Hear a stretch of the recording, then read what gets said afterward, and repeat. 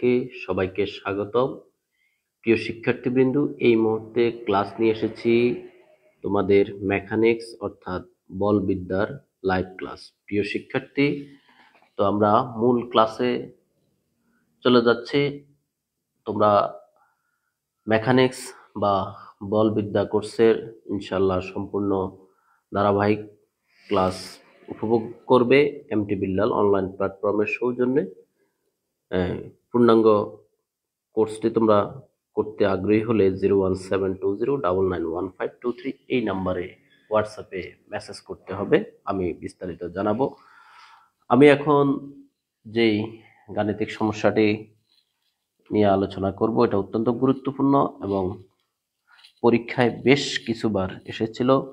আমি পরীক্ষার সালগুলা যদি আমি উপস্থাপন করি তাহলে 2-3টা লাইন জায়গা লাগবে, তবে অনুরূপ প্রশ্ন বিভিন্ন সময় কিন্তু পরীক্ষায় এই একটু এক লাইন পরিবর্তন করে অনেক সময় কিন্তু পরীক্ষায় আসে এই প্রমাণটা বা এই গাণিতিক সমস্যাটা। তো আমি কোশ্চেনটা একটু তোমাদের সাথে আগে ডিসকাস করে নিই। আমি এই কোশ্চেনটা তোমাদের সাথে কয়েকভাবে আলোচনা করব, অর্থাৎ পরীক্ষায় যেভাবে আসতে পারে তারপরে গাণিতিক অংশ সমাধান করব। অনেক সময় পরীক্ষা প্রশ্ন কিভাবে আসে বা কোন প্রশ্নের কোন সলিউশন এটাও কিন্তু বোঝা অনেক সময় স্টুডেন্টদের পক্ষে কঠিন হয়, সেজন্য আমি প্রশ্নটা একটু আলোচনা করে নিচ্ছি। এ পার্টিকেল, দেখো, a particle moves in a straight line way, একটা কণা চলাচল করে একটি সরল রেখা ওয়ে বরাবর, স্টার্টিং ফ্রম রেস্ট, এর মানে কি স্থির অবস্থা থেকে, অ্যাট এ বিন্দু থেকে স্থির অবস্থা থেকে একটি কণা তোমার সরলরেখা বরাবর চলে, ওই সরলরেখা বরাবর চলে, এবং moving with an acceleration. Acceleration মানে হলো কি ত্বরণ, কি ত্বরণে চলে, which is always directed toward way, যেটা সবসময় ও বিন্দুর অভিমুখে। আমি চিত্র এঁকে তোমাদেরকে জিনিসটা বুঝিয়ে দেওয়ার চেষ্টা করব। অ্যান্ড ভেরিস, সমানুপাতিক কিসের, অ্যাজ দ্য ডিস্টেন্স। আমি তোমাদেরকে আগে প্রশ্নটা বুঝাবো তারপরে সলিউশনে যাব। ফ্রম ও, এই হলো মূল কোশ্চেন। এখন আমাদের যেটা জানতে চাইছে আমাদের কাছে, ডিসকাস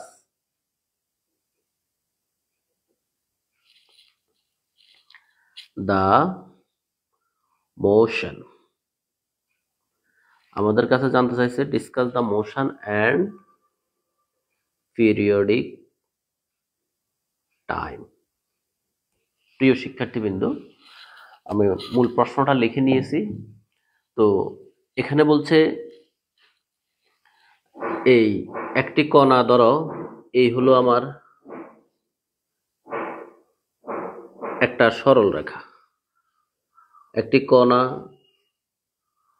ও এই সরল রেখা বরাবর ধরো চলে, হ্যাঁ, কোথায়, ফ্রম রেস্ট অ্যাট এ বিন্দুতে সে ঘুমাই আছে, বিশ্রামে আছে, এ বিন্দুতে সে বিশ্রামে আছে, and moving with an acceleration, সে চলাচল করে একটা ত্বরণ নিয়ে, যেই ত্বরণটা which is always directed toward a, অর্থাৎ ডিরেক্টেড টুয়ার্ড ও, অর্থাৎ তার দিকটা এই দিকে, ও বিন্দুর দিকে, ডিরেক্টেড টুয়ার্ড। তোমরা জানো ডিরেক্টেড টুয়ার্ডস বললে চিহ্নটা হয় মাইনাস, আর বাহিরে বললে হয় প্লাস। এই জন্য ডিরেক্টেড টুয়ার্ড এবং অ্যাওয়ে ফ্রম ও, দুই জিনিস, এই দুইটা জিনিস আমাদের প্রশ্নে কিভাবে বলছে সেটার দিকে আমাদের খেয়াল রাখতে হবে। এই গেল এটা, অ্যান্ড ভেরিস, এবং যেটা সমানুপাতিক অ্যাজ দ্য ডিস্টেন্স, দূরত্বের সমানুপাতিক। কিসের সমানুপাতিক? দূরত্বের সমানুপাতিক ফ্রম ও, এই ও বিন্দু থেকে এর যে দূরত্বটা আমরা ধরে নিলাম, ধরো একটা দূরত্ব আমরা ধরে নিলাম, সেই দূরত্বের সমানুপাতিক। এটা প্রশ্নে বলে দিছে। এই শর্তের আলোকে আমাদেরকে ডিসকাস করতে বলছে গতি এবং এই পিরিয়ডিক টাইম অর্থাৎ দোলনকাল, এই দুইটা জিনিস আমাদের নির্ণয় করতে বলছে। প্রিয় শিক্ষার্থীবৃন্দ, আমাদের সাউন্ডের বিষয়টা তোমরা একটু ক্লিয়ার করো, সাউন্ড ঠিক আছে কিনা।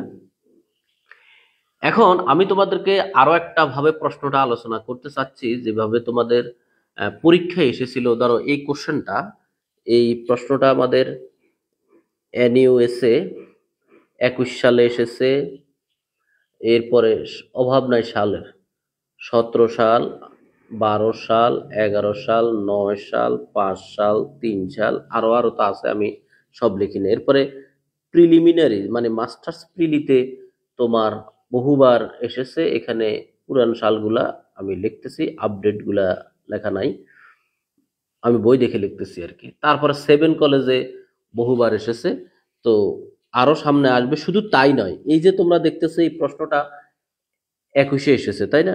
এই প্রশ্নটা 22-এ এসেছে। জাস্ট এখানে কি করছে, টু ওয়ার্ডের জায়গায় তোমার, আমি যদি তোমাদেরকে বইয়ের মধ্যে দেখাই, এই দেখো এই প্রশ্নটা তোমার এখানে ডিরেক্টেড টুয়ার্ডস এ, অর্থাৎ ও বিন্দুর, বাংলায় যদি বলি ও বিন্দুর অভিমুখী আর কি, ও বিন্দুর এই টুয়ার্ড অভিমুখী। আর ঠিক সেম কোশ্চেনটা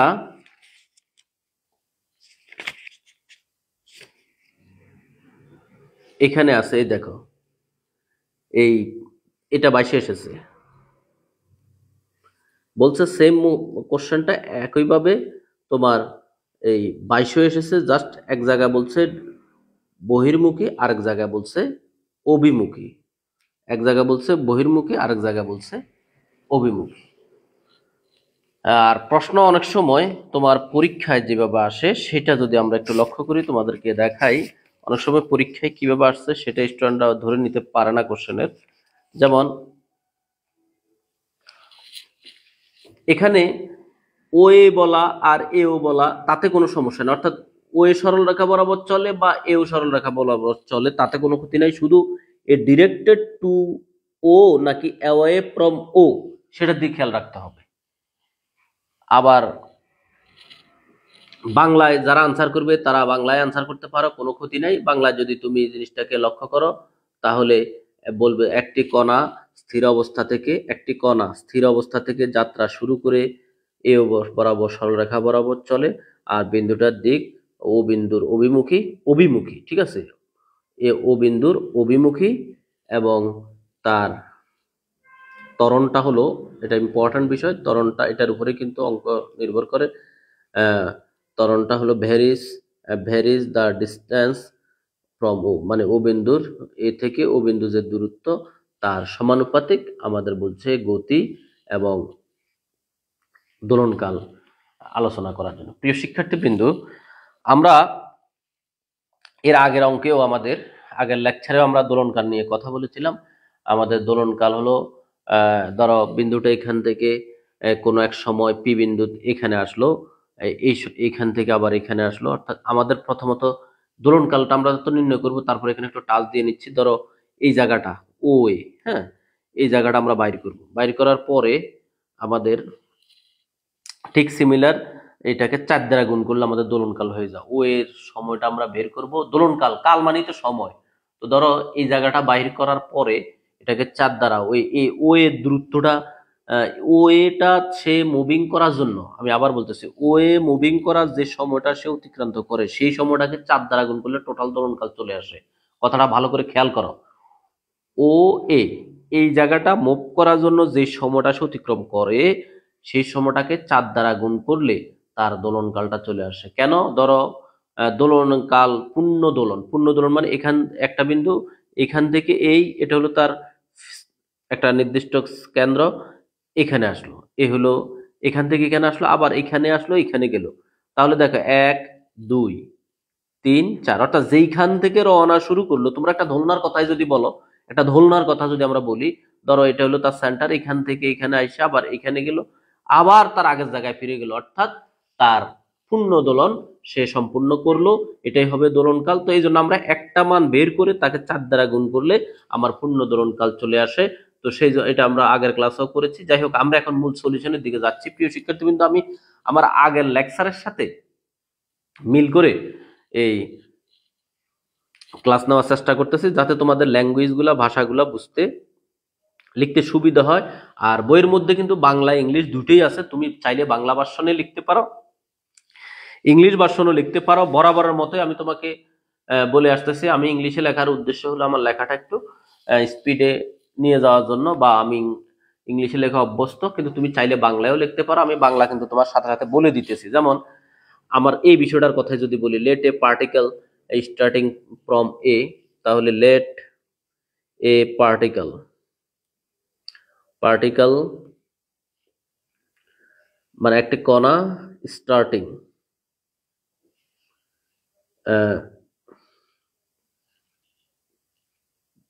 আরম্ভ শুরু করলো, স্টার্টিং, এই যে এখানে স্টার্টিং ফ্রম রেস্ট, প্রশ্ন দেখে লিখতেছি, ফ্রম রেস্ট অ্যাট এ, এ বিন্দু থেকে, হ্যাঁ, রিচ ইন টাইম টি, ধরো টি সময়ে সে পি বিন্দুতে পৌঁছালো, টি সময়ে, রিচ ইন টাইম,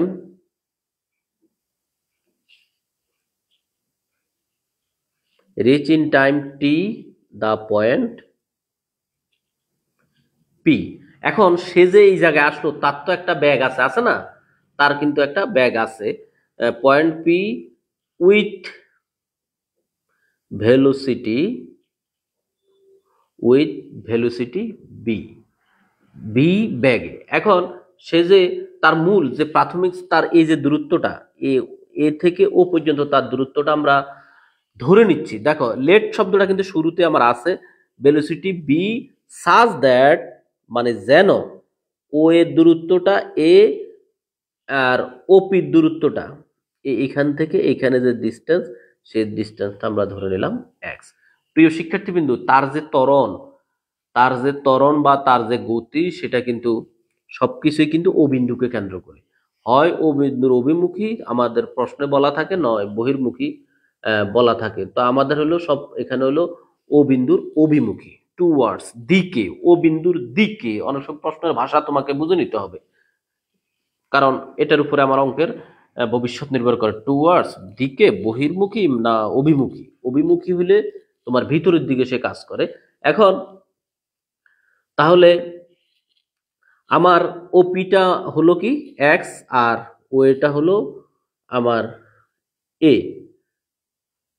ওটা হলো সেন্টার, ওটা হলো কি centre, and O being the, অথবা তুমি লিখতে পারো O is the centre, the centre of attraction.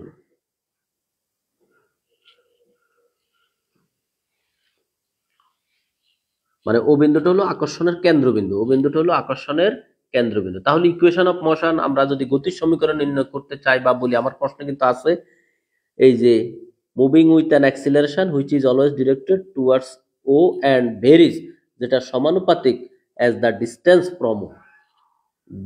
From O, O বিন্দুর সমানুপাতিক। তাহলে সেই কথাটা আমরা এখন সেই আলোকে কিন্তু, আমার এই কথার আলোকে কিন্তু আমাদের মূল গতির সমীকরণটা নির্ভর করে এই যে এটার উপরে, ভেরিজ অ্যাজ দ্য ডিস্টেন্স।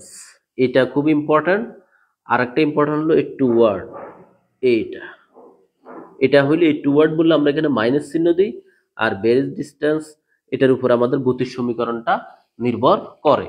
তাহলে the equation of motion is, অতএব the equation of motion, equation of motion is,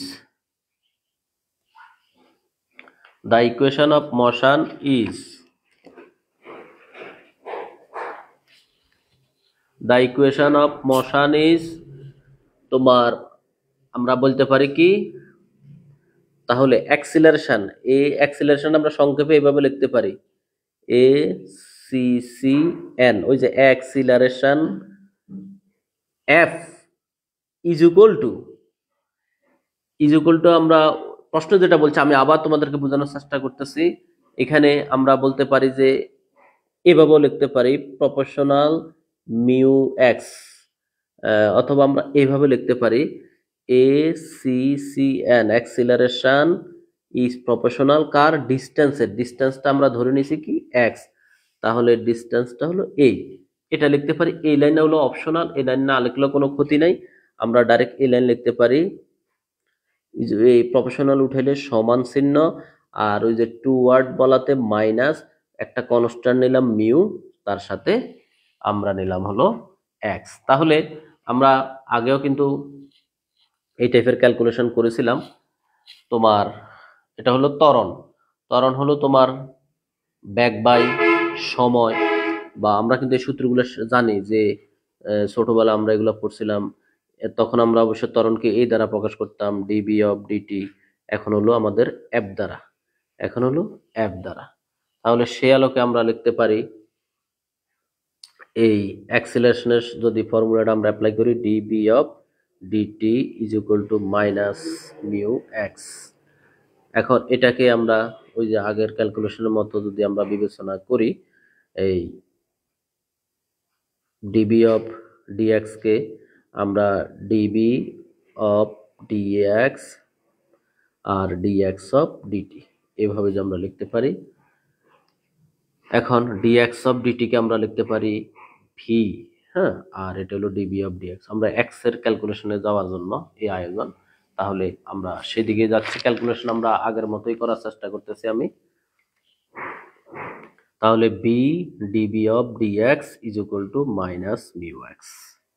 এখন চলক পৃথকীকরণ, আমাদের যে অর্ডিনারি ডিফারেনশিয়াল ইকুয়েশনে আমরা করেছিলাম চলক পৃথকীকরণ, সেই format v dv is equal to minus mu x minus mu x dx minus mu x dx এখন চলক কিন্তু পৃথকীকরণ হয়ে গেল। এখন আমাদের কাজ কি? এখন আমাদের কাজ হলো আমাদের মোশন বা গতিটা যেটা নির্ণয় করতে বলছে সেটা নির্ণয় করা। তো গতি নির্ণয় করতে বলছে, এখন আমাদেরকে ওই যে লিমিটের সীমার মধ্যে বি এর লিমিট আর এক্স এর লিমিটের মধ্যে আমাদের ইন্টিগ্রেশন করতে হবে। আমরা এই জিনিসগুলো কিন্তু আগের লেকচারে শিখেছি। তো আমরা ভি সবসময় সময় গণনার শুরুতে, এখানে অবশ্য সময় নাই, দূরত্ব আর ব্যাগের হিসাব, তো ব্যাগের হিসাব যখন শুরু হয় তখন শুরুতে ব্যাগ থাকে 0 আর দূরত্ব তখন এক্স, আবার ফাইনালি ব্যাগ যখন পূর্ণ হয় দূরত্ব এক্স তখন এক্স হয়। এই যে এগুলো আমাদের হলো নির্দিষ্ট integral upper limit lower limit. তাহলে ইন্টিগ্রেটিং, এই কথাটাই আমরা এখন লিখে নিব, integrating in the limit v equal to 0 to v equal to v, তার সাথে কারেসপন্ডিং অর্থাৎ একই হিসাবে কারেসপন্ডিং অনুষঙ্গ, বাংলা হলো অনুষঙ্গ বা কারেসপন্ডিং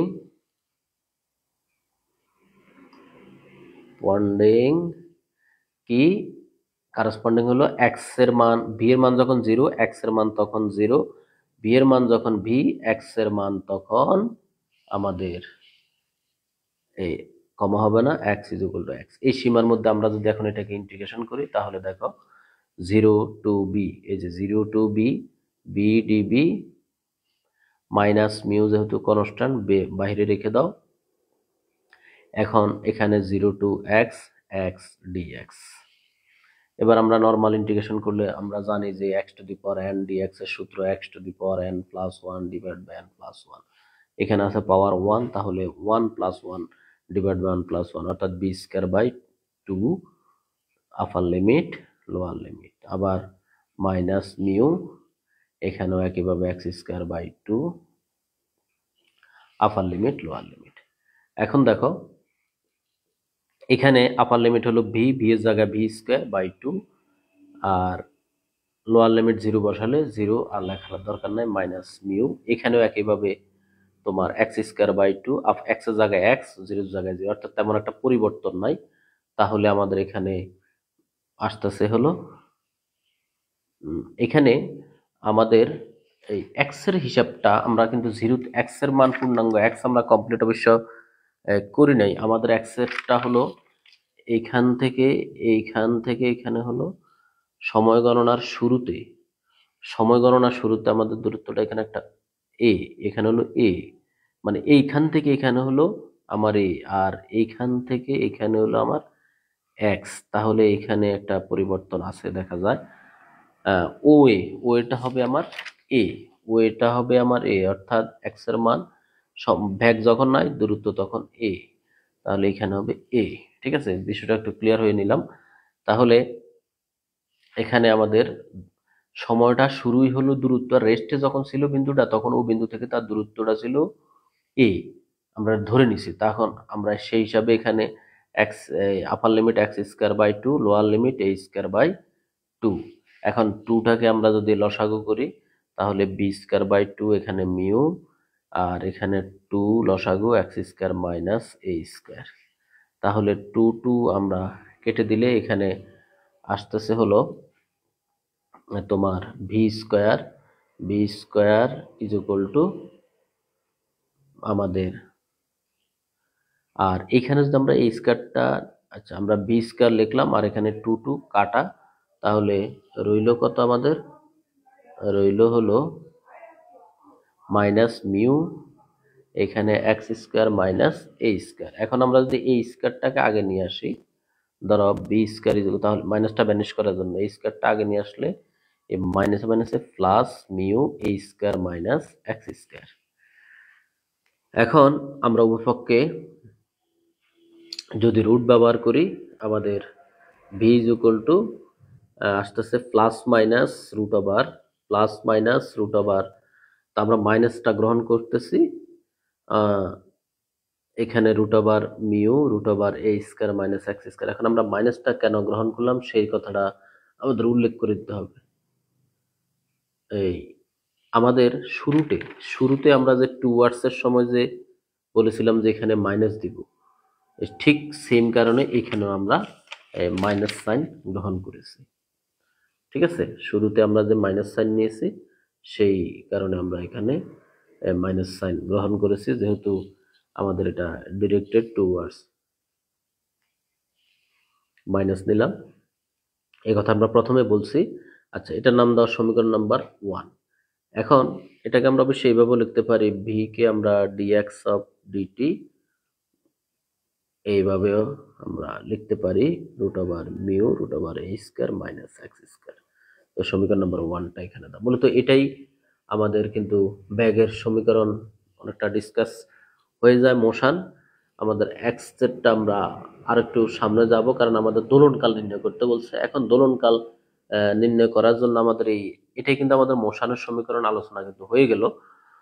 এখন দোলনকাল নির্ণয় করার জন্য আমাদের আরো যেতে হবে, তবে গতির সমীকরণ আরো একটা আমরা দাঁড় করাইতে পারি। গতির সমীকরণ কিন্তু অনেকভাবে বলা যায়, এফ দিয়েও গতির সমীকরণ, এক্স দিয়েও গতির সমীকরণ, ভি দিয়েও গতির সমীকরণ আমরা দাঁড় করাইতে পারি। তাহলে 1 নং সমীকরণকে আমরা এখন রিরাইট, মানে পুনরায় আমরা একটু অন্যভাবে যদি লিখি, ধরো অ্যাগেইন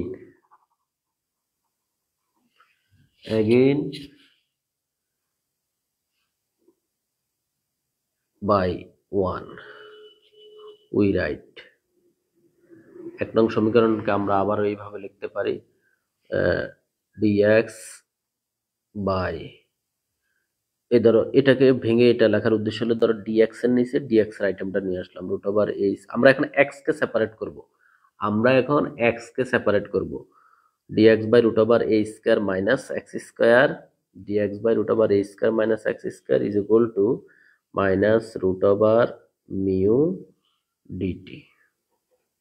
এখন আমরা ঠিক আগের মতো টি এর সাপেক্ষে ডিফারেন্স ইন্টিগ্রেশন করব। তো ধরো এক্স এর ওই লিমিট হবে, প্রাথমিক লিমিট হলো এ, আপার লিমিট তো এক্স, লোয়ার লিমিট এ, আর সময় গণনা শুরুতে 0 থেকে টি, এই সীমার মধ্যে আমরা এখন ইন্টিগ্রেশন করব এটাকে। আমাদের উদ্দেশ্য হলো এখন এক্সটাকে সেপারেট করা, আমাদের উদ্দেশ্য হলো এক্স কে সেপারেট করা, কথাটা খেয়াল করবে ভালোভাবে।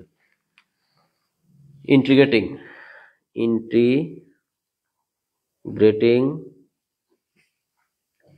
in the limit x is equal to a to x is equal to x corresponding to t is equal to 0 to t is equal to t। তাহলে এটাকে আমরা যদি তাহলে x হলো a থেকে x dx of root over a square minus x square is equal to minus root over mu, এটা তো constant বাইরে থাকবে 0 থেকে t dt। এখন এটার সরাসরি সূত্র আছে, integration dx by root over a square minus x স্কয়ারের সরাসরি সূত্র হলো minus cos inverse x by a। এটা হলো সরাসরি সূত্র, তো মাইনাসটা বাইরে দিলাম, যেহেতু এখানে আপার লিমিট লোয়ার লিমিটের বিষয় আছে, এজন্য আমরা এখানে এই থার্ড ব্র্যাকেট দিয়ে আপার লিমিট আর এই lower limit minus root over mu. এরপরে আসো এখানেও একইভাবে t upper limit lower limit. এখন আপার লিমিট লোয়ার লিমিট হিসাব করলে এখন আমরা যদি লিমিটের মান বসাই, মাইনাস এখানে cos inverse x by x minus x এর জায়গায় এই তোমার চলকের জায়গায় আমাদের লিমিটটা বসো, তাহলে এটা ঠিক থাকবে।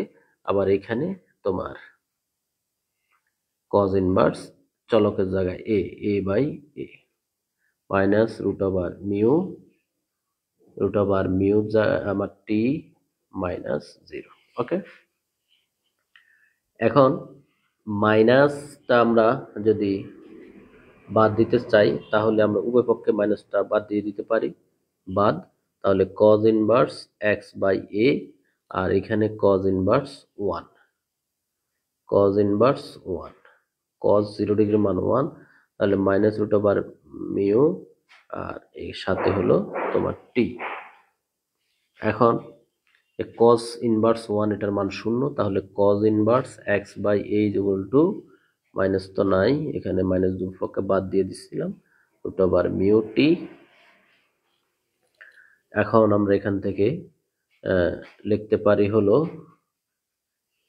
এই যে cos ইনভার্স, আমাদের cos ইনভার্স আছে, তাহলে cosটাকে নিয়ে গেলে x by a is equal to cos root over mu t, এখান থেকে x is equal to a cos root over mu t।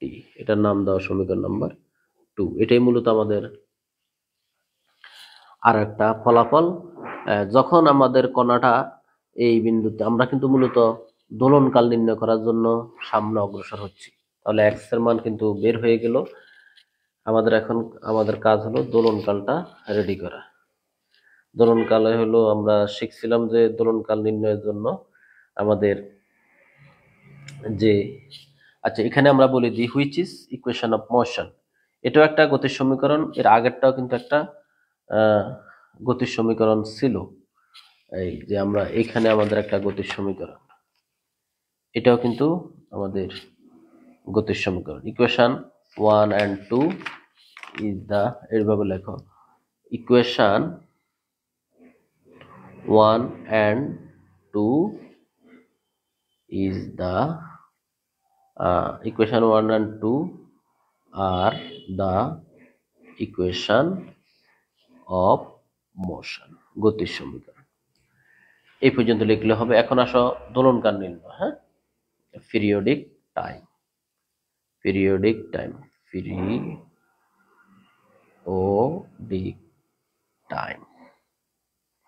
দোলনকাল নির্ণয়ের কথা আমি স্টার্টিং একটু বলে নিয়েছিলাম।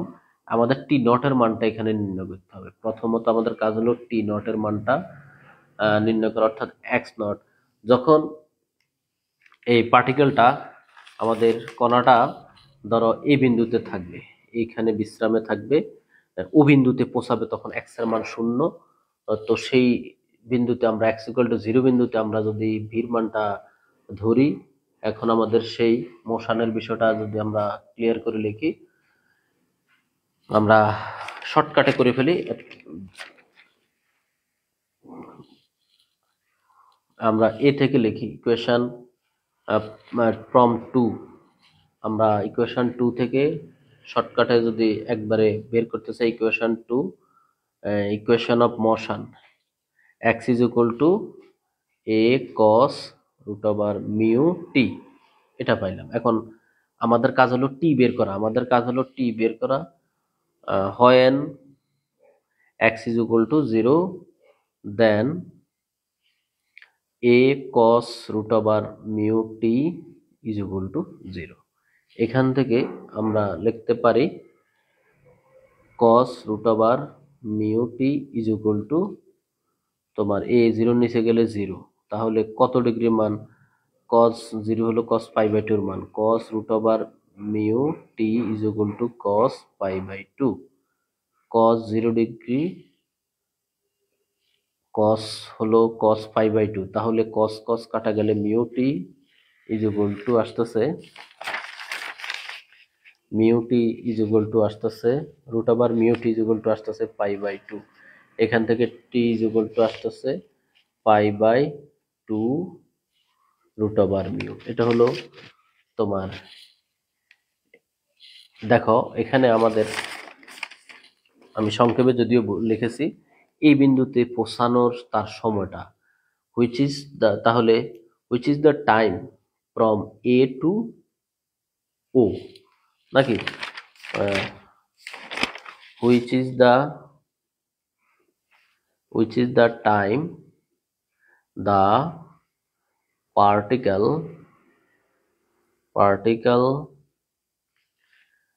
রিচ অ্যাট ও বলতে বড় ফ্রম এ, তাহলে আমরা যদি দোলনকাল বলি, দোলনকালের হিসাবটা আমরা যদি আমাদের ওই আগের লেকচারে কিন্তু আমরা এভাবেই করেছিলাম, তাহলে আমাদের টোটাল তোমার টাইম অফ পিরিয়ড, অতএব টাইম অফ পিরিয়ড বা দোলনকাল পিরিয়ড হবে কি 4, এটাকে 4 দ্বারা গুণ পর টাইম তোমার এ টু ও, এ থেকে ও বিন্দু। আমরা কিন্তু এই ও থেকে ফ্রম লেখাতে এখানে এ পরে লিখছি, টু লেখাতে এখানে আগে লিখছি, এখন এটার হিসাব কিন্তু আমাদের হাতে আছে। তাহলে আমরা যদি এইখানে চিত্রে জিনিসটাকে দেখাইতে চাই, ধরো এই যদি এইদিকে এখান থেকে এখানে আসলো, তারপরে সে আবার পি বিন্দুর এই বিপরীত অপোজিট অবস্থানটা এই, আর সে পূর্ণ দোলনে সে আসলো ধরো এ প্রাইম, এইখানের হিসাবটা হলো টি বাইর করছি আমরা, এটাকে আমরা টি নটও বলি আমরা অনেক সময়, যেহেতু এক্স এর মান 0 বসাইলে এটা, তাহলে এখান থেকে এখানে টি আবার টি, তাহলে 2টি, আবার এখানে আসলো 3টি, এখানে গেলো 4টি, অর্থাৎ একটি পূর্ণ দোলন সম্পূর্ণ সময়টা হলো দোলনকাল। আমি আবার তোমাদেরকে বলতেছি একটি পূর্ণ দোলন সম্পূর্ণ সময়টা হলো দোলন কাল। তাহলে সেই হিসাবে আমরা 4 আর এখানে হলো এই যে টি এর হিসাব পাই বাই 2 রুট মিউ, তাহলে 4 আর 2 কাটলে 2 pi by root over mu, এটাই হলো আমাদের দোলনকাল, এটাই হলো আমাদের অ্যান্সার। আশা করি তোমরা বিষয়টা বুঝতে পেরেছো। এখন এই সেম প্রশ্নটাই কিন্তু আবার 22-এ এসেছে, এই জাস্ট আমাদের অ্যাওয়ে ফ্রম বলে দিছে, অর্থাৎ বাহিরে। এখন তোমাদেরকে যদি কোনো কারণে এটা অ্যাওয়ে ফ্রম ও বলে, তোমরা জাস্ট এখানে কি করবে, একটা এখানে হবে প্লাস, এই প্লাস দিয়ে কাজ চলবে, আর এখানে যখন প্লাস দেওয়া হবে তখন এইখানে ক্যালকুলেশনে এখানেও প্লাস আসবে। বাইরে বললে প্লাস, টুয়ার্ডস মানে অভিমুখে হলো প্লাস, আর বহির্মুখী হলো মাইনাস। আমরা যেটা করছি এখানে আবার বলতেছি, মাইনাস হলো আমাদের টুয়ার্ডস মানে অভিমুখে, ওই ভিতরের দিকে আর কি, এই অভিমুখী হলো আমার মাইনাস, আর বহির্মুখী বললে প্লাস, অভিমুখী মাইনাস বহির্মুখী প্লাস। এই বিষয়টা আমরা মাথায় রেখে সামনে অগ্রসর হতে হবে। প্রিয় শিক্ষার্থীবৃন্দ, মনোযোগের সহিত তোমরা যদি অঙ্কটা কয়েকবার প্র্যাকটিস করো, তাহলে আশা করি ক্লিয়ার হয়ে যাবে, কারণ এই নিয়মে অঙ্ক আমরা আরো করেছি, সামনে আরো করব। আমরা এতক্ষণ ক্লাসটি উপভোগ করেছি এমটি বিল্লাল অনলাইন প্ল্যাটফর্মের সৌজন্যে। এমটি বিল্লাল অনলাইন প্ল্যাটফর্মে তুমি অনার্স ডিগ্রি মাস্টার্স স্তরের সকল গণিতের পূর্ণাঙ্গ পেইড কোর্স করার সুযোগ রয়েছে। এছাড়াও এমটি বিল্লাল ইউটিউব চ্যানেলে তোমরা ফলো করলে, সাবস্ক্রাইব করে রাখলে ফ্রি ক্লাস উপভোগ করতে পারো। এখন তোমার এই মেকানিক্স কোর্সটা যদি পূর্ণাঙ্গটা আমার কাছে করতে চাও, তাহলে তোমাকে 01720991523 এই নাম্বারে হোয়াটসঅ্যাপে মেসেজ দিতে হবে। এছাড়াও আমাদের শিক্ষক নিবন্ধন গণিত লিখিত স্কুল এবং কলেজ পর্যায়ের কোর্স করার সুযোগ রয়েছে এমটি বিল্লাল অনলাইন প্ল্যাটফর্মের পক্ষ থেকে। সবাইকে অনেক ধন্যবাদ। আল্লাহ হাফিজ।